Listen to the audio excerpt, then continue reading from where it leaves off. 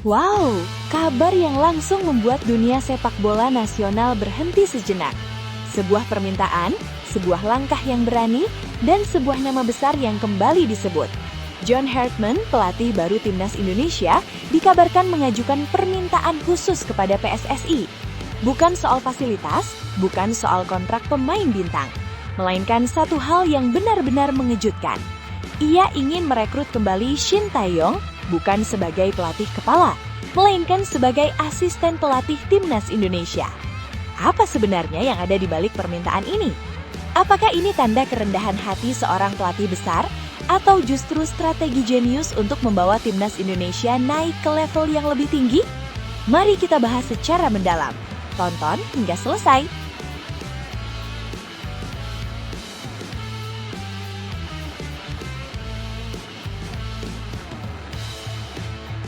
Mantap, FIFA Series 2026. Dan disinilah cerita menarik itu dimulai. Ketua Umum PSSI Erick Thohir akhirnya menyampaikan instruksi perdana kepada John Hartman. Instruksi yang bukan hanya soal menang atau kalah, tapi soal arah, mental, dan fondasi Timnas Indonesia ke depan. Apa sebenarnya pesan Erick Thohir? Mengapa FIFA Series ini dianggap sangat penting? Dan apa yang diharapkan dari debut perdana John Hartman bersama skuad Garuda? Mari kita bahas secara lengkap. Simak sampai selesai. Serta beberapa berita Timnas Indonesia hari ini. Selengkapnya hanya di Zona Timnas Indonesia.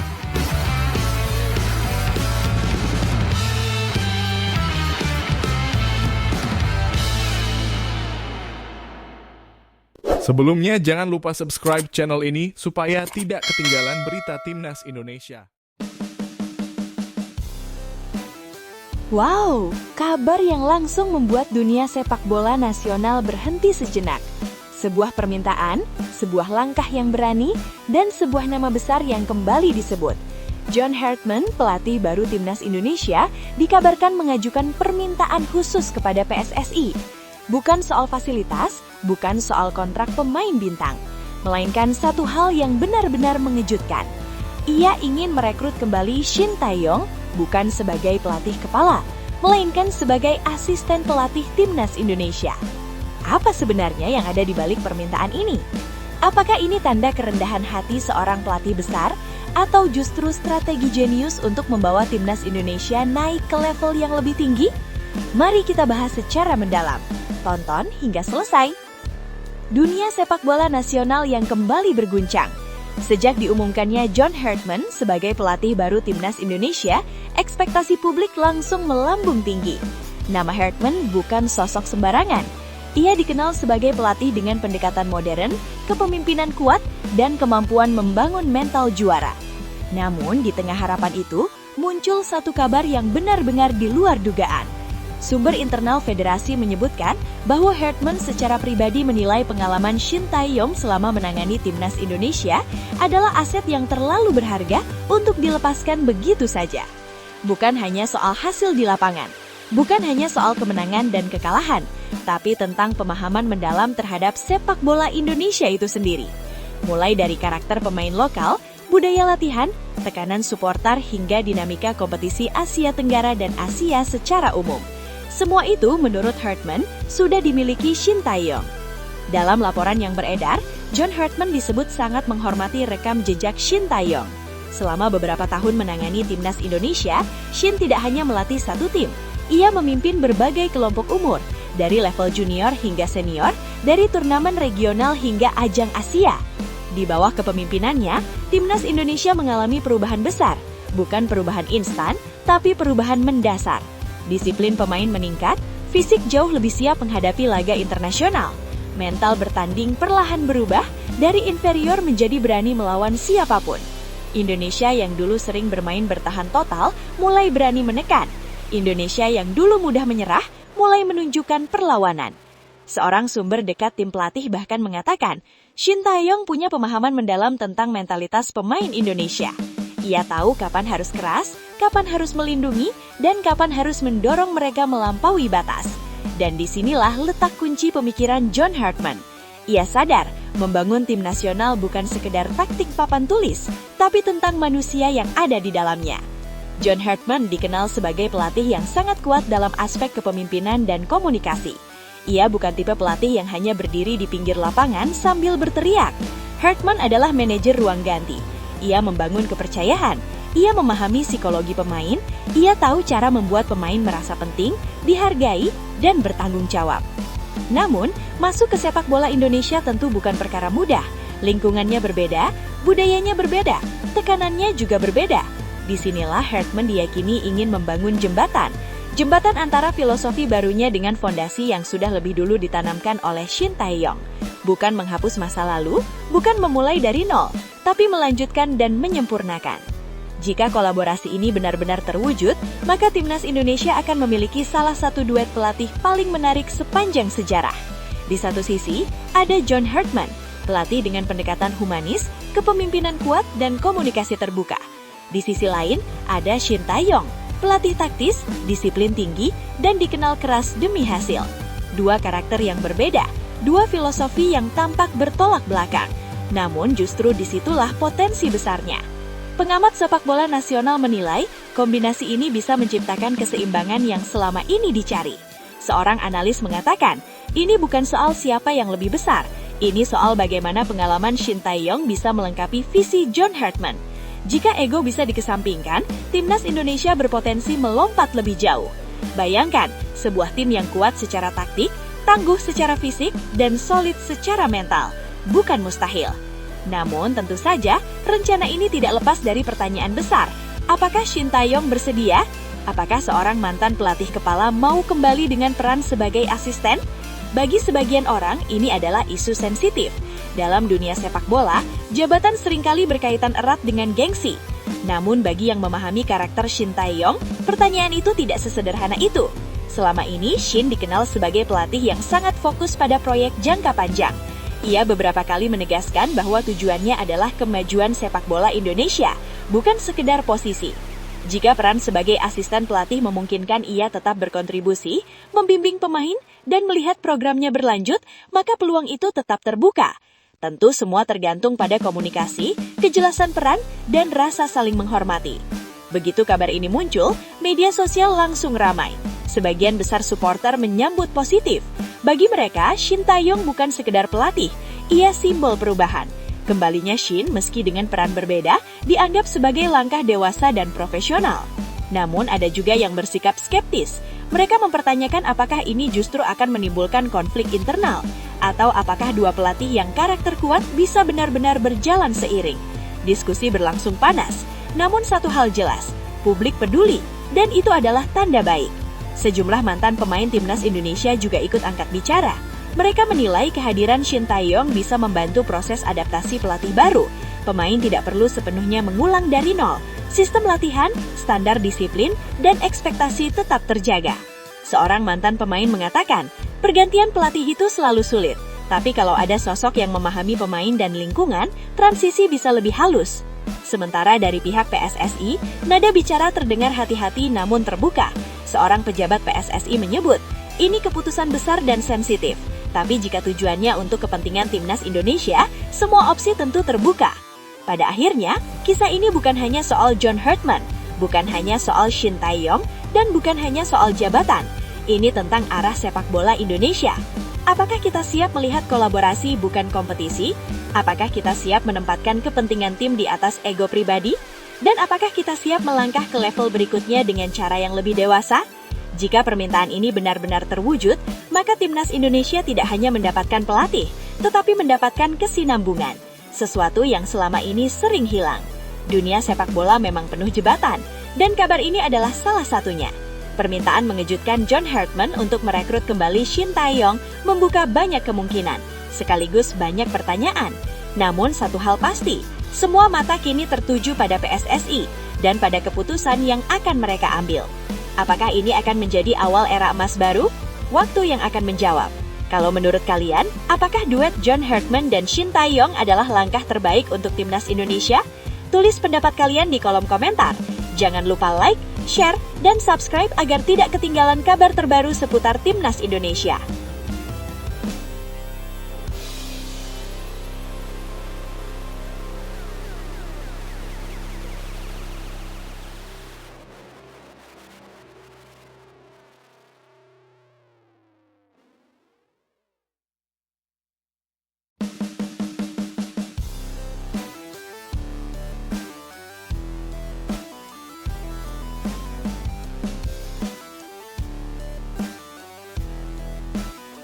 Mantap, FIFA Series 2026. Dan disinilah cerita menarik itu dimulai. Ketua Umum PSSI Erick Thohir akhirnya menyampaikan instruksi perdana kepada John Hartman. Instruksi yang bukan hanya soal menang atau kalah, tapi soal arah, mental, dan fondasi timnas Indonesia ke depan. Apa sebenarnya pesan Erick Thohir? Mengapa FIFA Series ini dianggap sangat penting? Dan apa yang diharapkan dari debut perdana John Hartman bersama skuad Garuda? Mari kita bahas secara lengkap. Simak sampai selesai. FIFA Series 2026 akan digelar pada bulan Maret. Indonesia dipercaya menjadi tuan rumah. Dengan pertandingan berlangsung di Jakarta, 3 lawan yang akan dihadapi skuad Garuda bukan tim sembarangan. Bulgaria dari zona UFA, Kepulauan Solomon dari OFC, Saint Kitts and Nevis dari CONCACAF. 3 tim, 3 konfederasi berbeda, 3 karakter permainan yang benar-benar tidak sama. Dan justru disitulah nilai utamanya. Erick Thohir menegaskan bahwa ajang ini bukan sekadar formalitas kalender FIFA. Ini adalah laboratorium besar untuk timnas Indonesia. Tempat untuk mencoba, tempat untuk menguji, dan tempat untuk melihat sejauh mana kesiapan skuad Garuda menghadapi masa depan. Bermain di kandang sendiri selalu membawa 2 sisi. Motivasi besar sekaligus tekanan yang tidak kecil. Jakarta akan menjadi saksi debut John Hartman sebagai pelatih timnas Indonesia. Dan kita tahu, supporter Indonesia bukan supporter biasa. Stadion akan penuh, sorakan akan menggema, ekspektasi akan sangat tinggi. Erick Thohir memahami betul hal ini. Ia berharap timnas Indonesia tidak sekadar tampil, tapi tampil maksimal. Menunjukkan identitas, menunjukkan semangat, dan yang paling penting menunjukkan progres. Apalagi setelah kegagalan lolos ke Piala Dunia 2026, publik tentu ingin melihat reaksi. Bukan reaksi emosional, tapi reaksi yang terstruktur dan menjanjikan. Sorotan utama tentu tertuju pada satu sosok, John Hartman. Pelatih dengan reputasi internasional, pelatih dengan pendekatan modern, dan pelatih yang datang membawa harapan besar. FIFA Series 2026 akan menjadi panggung pertama bagi Hartman untuk menunjukkan racikan awalnya. Bukan soal formasi terbaik, bukan soal hasil sempurna, tapi tentang filosofi. Bagaimana timnas Indonesia bermain, bagaimana transisi menyerang dan bertahan, bagaimana respon pemain saat ditekan, dan bagaimana mental mereka saat menghadapi lawan dengan gaya yang berbeda-beda. Semua itu akan terlihat. Dalam pernyataannya, Erick Thohir menegaskan bahwa ajang ini harus dimanfaatkan sebaik mungkin. Menurutnya, FIFA Series memberikan banyak manfaat nyata untuk timnas Indonesia, terutama karena lawan-lawan yang dihadapi datang dari latar belakang sepak bola yang berbeda. Ia mengatakan, menghadapi tim dari Eropa, Oseania, dan Amerika memberikan variasi gaya bermain. Ini yang sangat penting bagi perkembangan tim. Bulgaria dengan karakter Eropa yang kuat secara taktik dan fisik, Kepulauan Solomon dengan tempo cepat dan permainan direct khas Oseania, Saint Kitts and Nevis dengan gaya Amerika yang mengandalkan atletisme dan transisi cepat. Bagi Erick, ini adalah simulasi kecil dari tantangan besar yang akan dihadapi Indonesia di level Asia dan internasional. Salah satu poin penting dalam instruksi Erick Thohir adalah pengujian komposisi pemain. Di era baru ini, John Hartman dituntut untuk menemukan kombinasi pemain yang paling efektif, peran yang tepat untuk setiap individu, dan chemistry yang kuat di dalam tim. FIFA Series menjadi tempat yang ideal untuk itu. Tekanan ada, atmosfer internasional ada, tapi masih ada ruang untuk evaluasi. Para pemain akan diuji bukan hanya secara teknis, tapi juga secara mental. Bagaimana mereka merespon kesalahan, bagaimana mereka bangkit saat tertinggal, dan bagaimana mereka menjaga fokus sepanjang pertandingan. Erick menekankan bahwa hal-hal seperti ini tidak bisa dibangun hanya di sesi latihan. Erick Thohir secara khusus menyoroti aspek mental. Menurutnya, timnas Indonesia harus terbiasa dengan pertandingan bertensi tinggi, karena ke depan tantangan yang menanti jauh lebih besar. ASEAN Championship 2026 sudah di depan mata, disusul Piala Asia 2027, 2 ajang besar yang menuntut kesiapan mental, fisik, dan taktik secara bersamaan. FIFA Series ini dianggap sebagai langkah awal untuk membentuk mental juara. Mental yang tidak mudah panik, mental yang berani menghadapi siapapun, dan mental yang siap bertarung hingga menit terakhir. Para pemain kita akan terbiasa secara mental dan kualitas teknis, ujar Erick Thohir. Selain pemain, tentu taktik John Hartman juga akan berada di bawah sorotan. Bagaimana ia membaca permainan, bagaimana ia melakukan rotasi, bagaimana ia menyesuaikan strategi dengan lawan yang berbeda. Melawan Bulgaria tentu berbeda pendekatan dengan menghadapi Kepulauan Solomon. Begitu juga saat berhadapan dengan Saint Kitts and Nevis. Disinilah kualitas Hartman akan diuji. Bukan hanya sebagai pelatih lapangan, tapi sebagai manajer tim secara keseluruhan. Apakah ia mampu mengoptimalkan potensi pemain Indonesia? Apakah ia mampu membangun sistem yang fleksibel? Dan apakah ia mampu membuat timnas Indonesia tampil kompetitif secara konsisten? Skuad Garuda tentu tidak datang ke FIFA Series dengan tangan kosong. Ada ambisi, ada rasa ingin membuktikan diri, dan ada tekad untuk bangkit. Gagal lolos ke Piala Dunia 2026 adalah pukulan, namun sepak bola selalu memberi kesempatan kedua. Dan kesempatan itu dimulai sekarang. Dengan pelatih baru, dengan pendekatan baru, dan dengan visi yang lebih panjang. Instruksi Perdana Erick Thohir kepada John Hartman bukanlah tuntutan instan, melainkan pesan jelas tentang arah timnas Indonesia.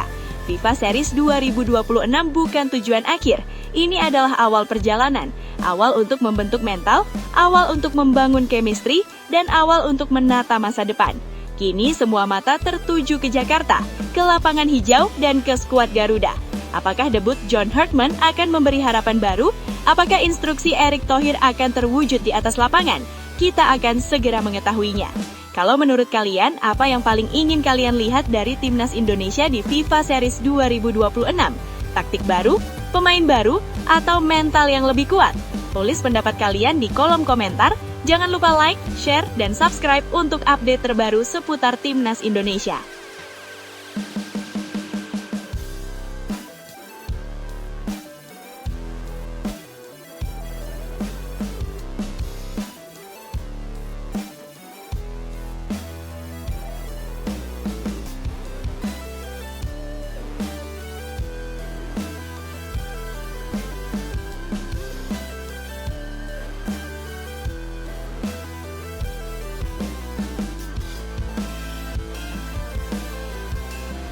Alhamdulillah, Iran terancam dicoret FIFA dari Piala Dunia 2026 imbas konflik geopolitik. Dan yang lebih mengejutkan, kondisi ini disebut-sebut bisa membuka celah peluang bagi negara lain, termasuk timnas Indonesia. Kans timnas Indonesia untuk tampil di Piala Dunia 2026 kembali mencuat di tengah kabar panas dari Timur Tengah. Iran, salah satu kekuatan utama Asia, dikabarkan berpotensi mundur atau bahkan dicoret FIFA akibat situasi geopolitik dan keamanan yang semakin memanas. Jika Iran benar-benar dicoret di Piala Dunia 2026, Indonesiakah yang akan menggantikan mereka? Tonton hingga selesai. Kabar potensi mundurnya Iran berawal dari laporan media lokal Iran sendiri. Disebutkan bahwa Federasi Sepak Bola Iran, FFIRI, bersama otoritas olahraga negara itu tengah mempertimbangkan langkah ekstrim, tidak mengirim tim nasional ke Piala Dunia 2026. Turnamen yang akan digelar di Amerika Serikat, Kanada, dan Meksiko ini dinilai menyimpan risiko besar bagi Iran. Hubungan politik Iran dengan Amerika Serikat yang tidak harmonis menjadi faktor utama. Hingga saat ini, pembatasan dan larangan masuk warga Iran ke wilayah AS masih menjadi isu sensitif dan serius. Bayangkan, satu tim nasional lolos ke Piala Dunia, namun pemain, staf, dan ofisialnya justru terancam kesulitan visa, keamanan, hingga potensi penolakan masuk. Kondisi ini jelas menciptakan ketidakpastian besar. Masalah Iran tak berhenti di situ. Peristiwa pembunuhan massal terhadap demonstrasi di dalam negeri Iran memicu kemarahan dunia internasional. Gelombang kecaman datang dari berbagai organisasi HAM dan komunitas global.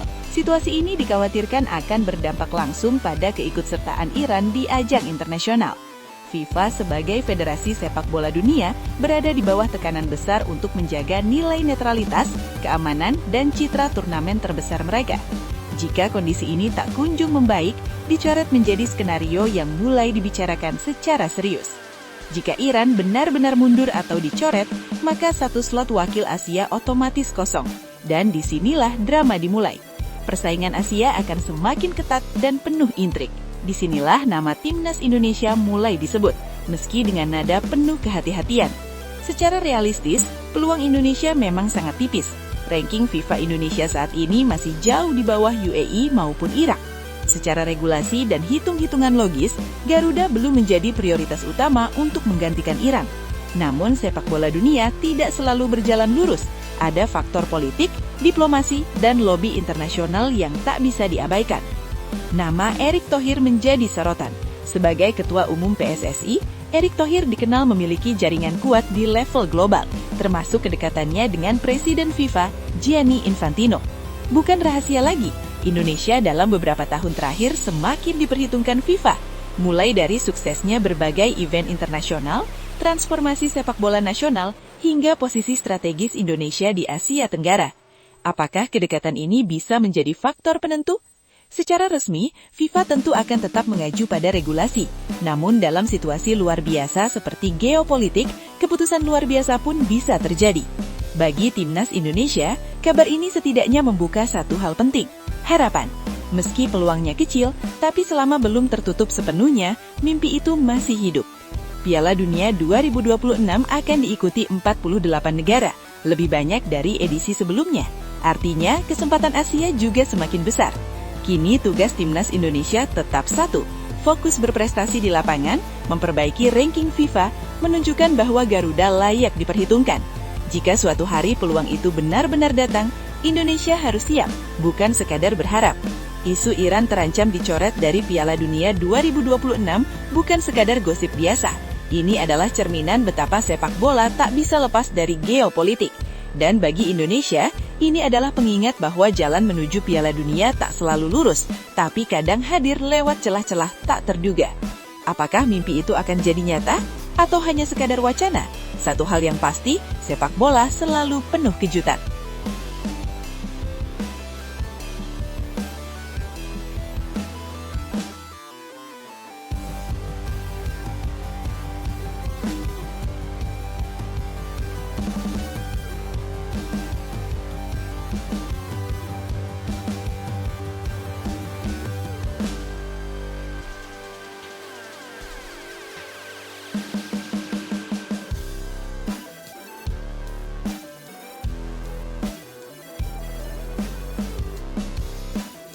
Kehadiran John Herdman sebagai pelatih anyar Timnas Indonesia bukan sekadar pergantian kursi pelatih.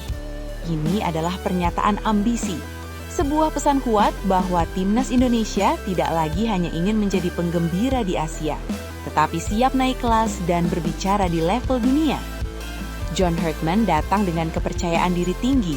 Ia yakin Jay Itzes dan kawan-kawan layak mengikuti jejak Kanada, tim yang dulu dipandang sebelah mata, namun kini mampu menembus Piala Dunia. Simak sampai selesai. PSSI tidak main-main menunjuk John Herdman. Ia didatangkan dengan misi jelas, membangun mental pemenang, menaikkan level permainan, dan dalam jangka panjang mengantar Indonesia lolos ke Piala Dunia 2030. Target ini terdengar ambisius, bahkan bagi sebagian orang terkesan terlalu tinggi. Namun bagi John Herdman, target besar justru adalah bahan bakar. Ia bukan tipe pelatih yang datang hanya untuk bertahan. Ia datang untuk mengubah arah sejarah. Keyakinan John Herdman bukan tanpa dasar. Ia adalah pelatih yang sudah kenyang pengalaman di panggung internasional. Namanya dikenal luas setelah sukses membawa timnas Kanada lolos ke Piala Dunia 2022 di Qatar. Sebuah pencapaian bersejarah, mengingat Kanada sebelumnya bukan kekuatan utama di CONCACAF. Namun itu bukan satu-satunya prestasi Herdman. Sebelum menangani timnas pria Kanada, ia juga membawa timnas putri Kanada tampil di Piala Dunia, mengantar mereka menjadi salah satu kekuatan dunia, menangani timnas putri Selandia Baru, memimpin Selandia Baru tampil di Olimpiade 2008, meraih gelar juara Oseania 2010. Artinya, John Herdman terbukti mampu membangun tim dari proses, bukan sekadar memetik hasil instan. Dalam pernyataannya, John Herdman mengungkap sisi menarik dari kepribadiannya. Ia mengaku mendapat kualifikasi kepelatihan pertama di usia 18 tahun, mengantongi lisensi UEFA di usia 20 tahun. Sejak muda, hidupnya memang sudah ia dedikasikan untuk sepak bola. Ia menyebut dirinya sebagai pribadi yang obsesif, dalam arti positif. Jika ia berkomitmen pada sesuatu, maka ia akan mengejarnya secara total, tanpa setengah-setengah. Dan kini, obsesinya bernama Timnas Indonesia. John Herdman tidak asal menerima tawaran PSSI. Ia menegaskan bahwa Indonesia adalah negara yang sangat menarik secara sepak bola. Menurutnya, Indonesia memiliki basis supporter luar biasa besar, energi dan gairah sepak bola yang nyata, generasi pemain yang mulai matang, dan yang terpenting, potensi untuk naik ke level berikutnya. Dalam wawancaranya, Hartman mengatakan, "Saya telah bepergian ke banyak negara yang siap untuk bergerak ke tingkat permainan berikutnya. Dan sebagai pelatih, saya merasa mampu membantu, baik tim putri Selandia Baru, tim pria Kanada maupun tim putri Kanada untuk mencapai level tersebut. Dan saya pikir Indonesia sangat menarik, karena Anda bisa merasakannya dengan sangat jelas." Pernyataan ini bukan basa-basi. Ini adalah keyakinan seorang pelatih yang sudah melihat peta besar sepak bola dunia. John Hartman melihat kualitas dalam skuad Garuda. Ia percaya bahwa pemain seperti Jai Itzes dan kawan-kawan bukan hanya cukup untuk bersaing di Asia Tenggara, tapi punya modal untuk naik level di Asia bahkan dunia. Yang dibutuhkan hanyalah sistem yang tepat, mentalitas yang kuat, dan kepemimpinan yang jelas. Dan itulah yang ingin ia bangun di Timnas Indonesia. Ia ingin para pemain Indonesia percaya pada diri sendiri, sama seperti Kanada dulu mulai percaya bahwa mereka pantas tampil di Piala Dunia. Kisah Kanada menjadi cermin yang ingin dibawa Hartman ke Indonesia.